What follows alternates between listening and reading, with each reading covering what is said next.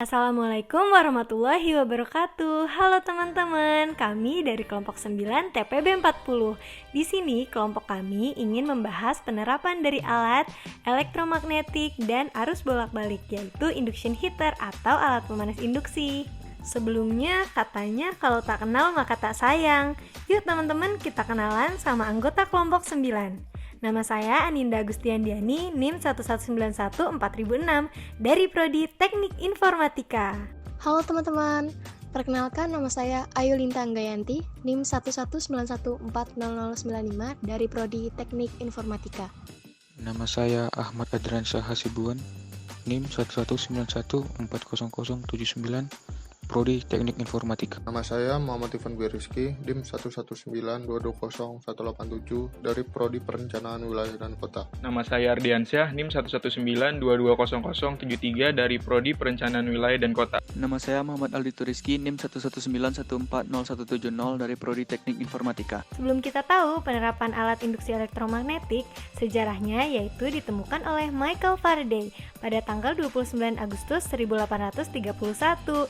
Dan dalam pengembangan alatnya, Michael tidak sendiri loh, dia bekerja sama dengan Clerk Maxwell di tahun yang sama. Induction heater atau alat pemanas induksi, yaitu sistem pemanas dengan menggunakan induksi medan magnet yang dihasilkan dari frekuensi yang tinggi. Hal ini dapat terjadi karena pada objek timbul arus eddy atau arus pusat yang arahnya melingkar, melingkupi medan magnet yang menembus objek. Induksi heater digunakan untuk memanaskan logam, besi, dan sejenisnya yang bisa terinduksi.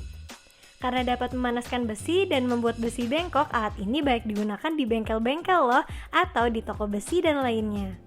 Fenomena terjadinya induksi elektromagnetik dapat dilihat pada cara kerja generator. Generator arus AC adalah alat untuk mengubah energi mekanik menjadi listrik.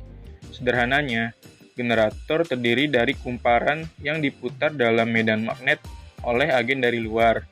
Dalam membangkit listrik, energi yang digunakan untuk memutar kumparan didapat dari beberapa sumber. Misalnya nih, air terjun. Air digunakan untuk memutar turbin.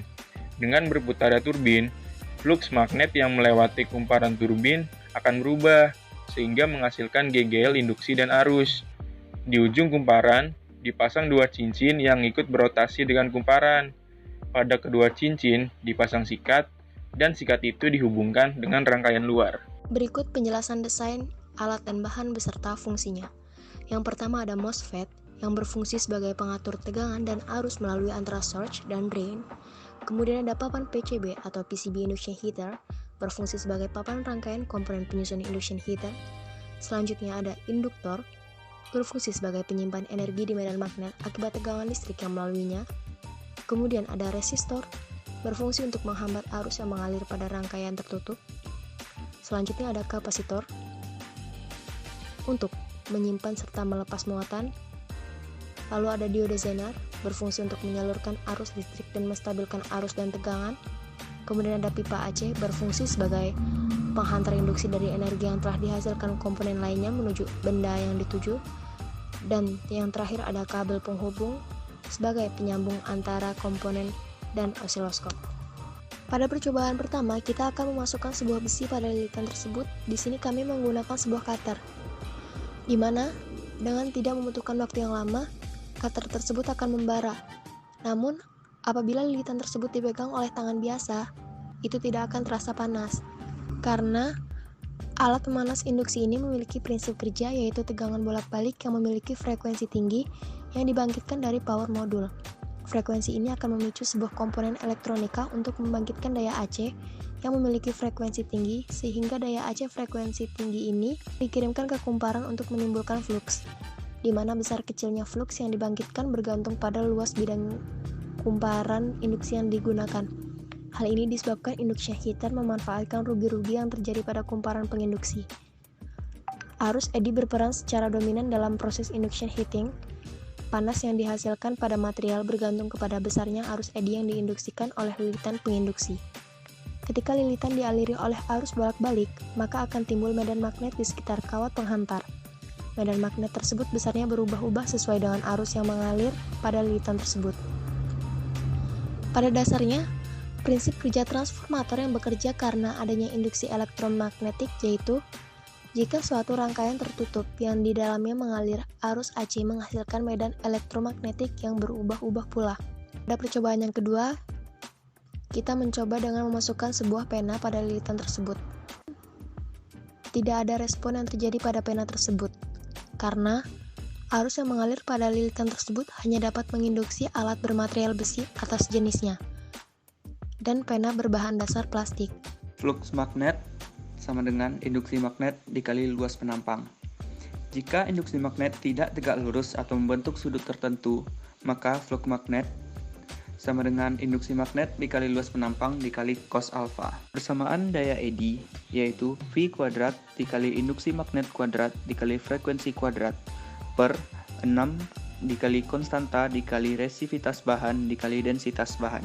Tabel 1 percobaan dengan besi tipis ukuran 2 mm dan obeng dengan ukuran 5 mm. Tabel 2 frekuensi alat kosong yaitu sebesar 101 kHz, frekuensi alat dicampur cutter dengan 99 kHz dan frekuensi alat dicampur besi dengan ukuran agak tebal dengan ukuran 98 kHz. Keunggulan dari alat pemanas induksi.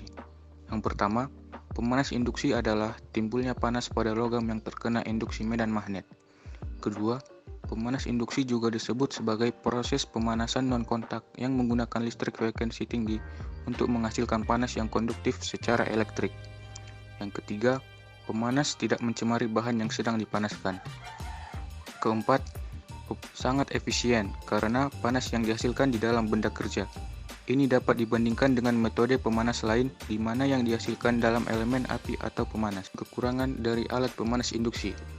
Pertama, menggunakan watt yang cukup besar. Kedua, dapat berakibat fatal jika di bagian besi pemanas tersentuh oleh kulit manusia. Ketiga, tidak bisa digunakan oleh alat yang berdiameter besar. Yang keempat, tidak bisa digunakan dengan wajan yang alasnya bundar.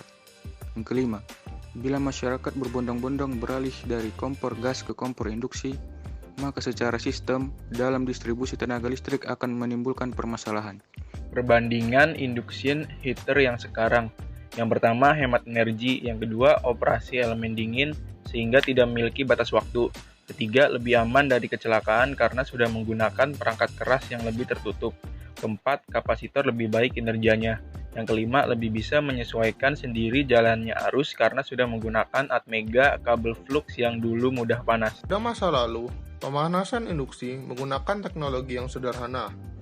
Pada umumnya, produk tersebut berdimensi yang besar dan mahal. Dengan berkembangnya teknologi elektronika daya, pemanas induksi dapat dibuat dengan dimensi yang kecil, kompak, dan lebih murah.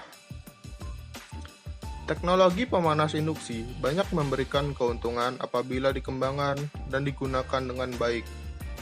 Keuntungannya antara lain adalah pemanasan yang konsisten, pemanasan yang bersih sehingga tidak berpolusi, dan dapat membantu menjaga lingkungan serta dapat menghemat energi. Jadi, kedepannya, kami berharap teknologi ini dapat dikembangkan agar tercipta teknologi terbarukan yang efisien, ramah lingkungan, dan hemat energi. Wah, asik ya teman-teman, gak kerasa banget udah nyampe di ujung video nih kita. Gimana, udah nambah belum pengetahuannya? Pasti udah dong ya. Oke, kami kelompok 9 mau ngasih pantun nih. Naik bis Tayo bersama Mika, pulangnya diajak beli pipa. Bila ada salah kata, mohon maaf dan sampai jumpa. Jangan lupa di like ya teman-teman. Kami kelompok 9 pamit undur diri. Wassalamualaikum warahmatullahi wabarakatuh.